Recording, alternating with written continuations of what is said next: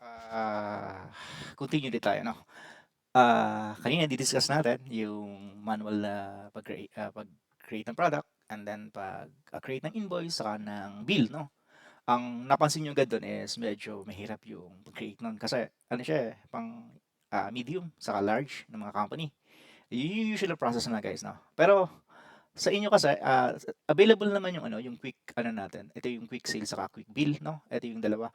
Ito kasi ginagamit siya ng mga small businesses. Kasi pwede mong gamitin sa cellphone 'to, technically. Yep, oo, puwede sa cellphone. So, kung may mga ano ka, ah, may cellphone kayo o kaya meron kayong tablet, much much better, 'no? So, kanina manual, ngayon gamitin natin yung quick bill, 'no? Yan, gamitin natin yung quick bill. Ang quick bill, ginagamit siya kapagka may bibilhin kang ano 'to guys, pang yung, goods for resale, siya yung gagamitin mo. Okay, kasi kailangan, ihiwalay yung ano, itong isang 'to, ito yung ang pagkakaiba ng dalawa. Yung quick expenses, yung mga expenses lang talaga yan, mga operational expenses.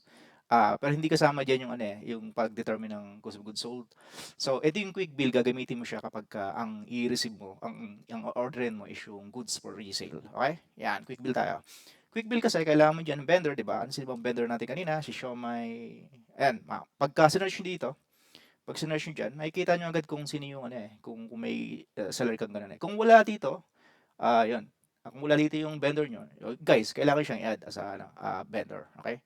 So, select natin siya. And then, syempre, Xiaomi lang naman yung product natin dito. Check ready siya. Okay, Xiaomi. Okay, Xiaomi. Okay. So, ang bili natin ng Xiaomi per pack, ilan bang Xiaomi ulit ang napak ang bibili natin? Sabihin natin, bibili ito ako ng 50. Okay? And then, ah ang pagbili ko is, magkano ba ulit? Ang price ko, 65, di ba? Sabihin natin gano'n. Ayan, 65 per pack. Okay?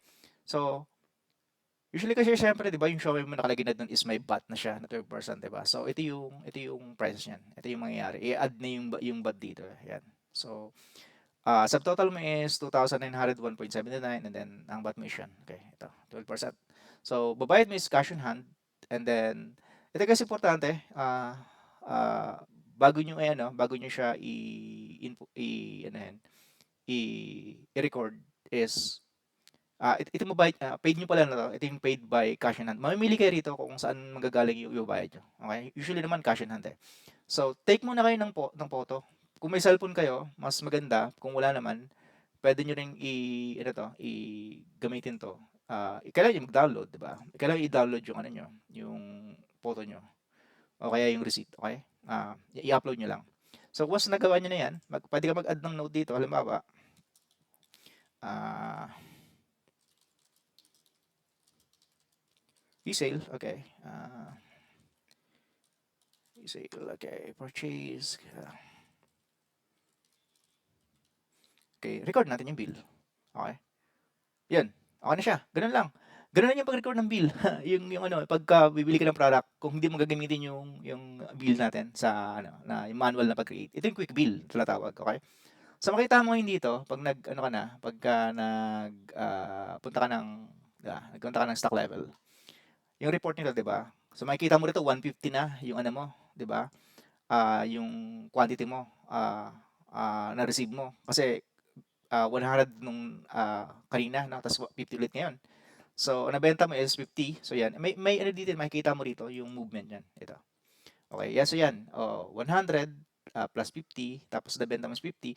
So, ito yung bill. Yan, makikita mo yung mga bill dito kung ano yun yung bill number.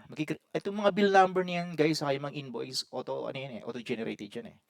Magkikreate ng system yan for you. Okay? So, ito yung invoice na nabili ni Sir Juan. Ito naman yung mga bill na, galing sa supplier na, in-issue mo sa supplier. Yan.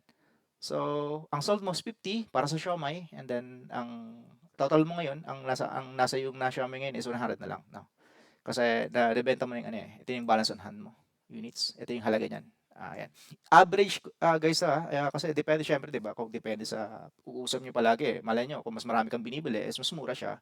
So, ang mangyayari diyan, kung makikita mo 'to, yung average, yung naka-average tayo, Hindi kasi ano yun, yung last na bili mo, baka yung record. Hindi, average unit cost yan palagi. Okay. So yan, kung after mo magamit yan, 'di ba? Yun pala ang isang paraan. It's either gagamit ako ng bill or pwede ko naman palang gamitin yung quick bill, 'di ba? Kung maliit na negosyo lang naman ako, 'yan. Ayan, ito naman yung quick sale. Alam mo yung quick sale? Ang quick sale naman, sa sale natin 'yan, ito na yung post natin, yung point of sale natin. Ito yung, ah, puwede niyong gamitin 'to guys kapagka ano, kapagka, hold on, i-ano natin siya, create tayo ng bagong duplicate tapos i-ano natin 'no, split natin yung view. 'Yan, gamitin natin quick sale natin, ito 'yan, quick sale, okey. So, ito yung quick sale kasi, maganda rin 'to, magagamit 'to, as a cellphone, puwede mo siyang gamitin, okey. Pero mas ano siya, ideal siya sa tablet. Kung may mga luma kayong cellphone or luma kayong tablet, technically hindi niyo kailangang gumamit ng other, calculator or kumuha pa ng POS kasi may sariling POS si pawikan. Ito yung quick sale, okey? So, sa POS natin, ang pipiliin mo lang diyan halimbawa, ah, okey, question ulit is kung kailan ba ginagamit yung POS 'no. Ginagamit ang POS kapagka ang bibigyan mo niyan is yung mga tingi-tingi, yung mga end consumer walk-in, mga gano'n, 'di ba? So, ang gagawin mo diyan, punta ka lang ng POS, click mo 'to, lalabas na 'to, 'yan. So, click mo 'to, halimbawa, siomai, ilang bibilhin niya, sabi niya is tatlong siomai, okey. So, ₱300 plus kasi may VAT ka, siyempre checkout mo siya, okey.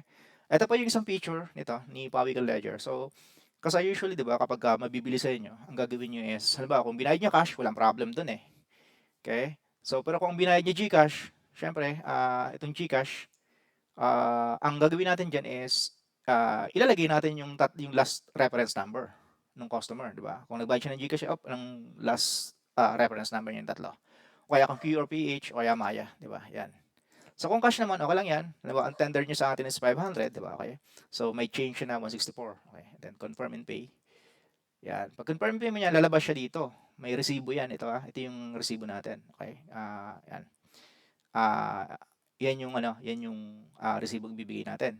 Okay? Pwede rin i-download 'yan or pwede mo i-print, depende sa inyo 'no. Bilhin lang kayo ng mga portable printer, yung mga talagang nag-i-issue ng receipt tapos pwede naman 'to ngayon na si POS natin. Direkta kayo 'no, kayo yung bibilhin yung mga, portable, yung mga print, mga ano na kung tawag dun, maliliit yun, 'yan. So balik lang kayo new sale, okay? 'Yan, okay na. 'Yan, ganyan siya. Ganyan yung pag-create ng ano, ah, gamit ang POS, gamit yung quick sale natin, 'yan. Okay. So pagpunta mo rito para makita mo na siya siyempre 'di ba, i-refresh natin. Makikita mo na yung sales mo saka yung purchases mo, yung breakdown niya, 'di ba? 'Yan. So, halimbawa kung ganyan yung ano natin, kung ganyan yung ano, makikita mo yung breakdown. Kasi ang breakdown niyan dito lang naman yan, Makikita ang breakdown niyan nasa invoice lang palagi yan. Yan, yan, yan. Yan. And then yung purchases mo, makita mo rin yan dito. Yan naman yung bill mo. Okay? Okay. Kaya lang syempre, yung net mo, month to date, kasi mas marami ka pang binili ngayon kaysa sa sales mo. Okay? So, halimbawa kung biglang may bumili sa yung customer, bibili ako pero marami ang bibiling ko. Halimbawa sa mga ano, sabihin nating, ah, depende sa inyo kung ano, 'di ba? Sabihin natin 50 o 25, 'di ba? Okay, bibili akong 25. Gagamitin ko GCash. Anong last reference niyan? 216. Confirm and pay. Okay. So, 'yan. Resibo na ulit. Ang payment niya GCash, may information niya dito. Tapos, okay, kung babalik ka sa POS, punta ka lang ng new sale. Okay, okay. Yan. Eto, as pag-owner ka, syempre iba yung login mo. Meron ka ditong tinatawag na supervisor. Hindi to available sa itong back to ledger na to. Hindi to available sa mga cashier. Sa iyo lang available to. Kung ikaw yung owner. Pagpunta mo diyan sa supervisor kasi makikita mo dito yan yung sale of the day mo. Today's sale, 8,376. Transaction, tatlo pa lang. Okay, ang bayad ng cash is 5,936, GCash is 28.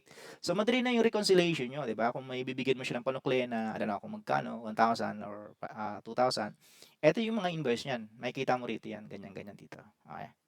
So, hindi available to sa mga cashier. Sa ilang available to. Okay.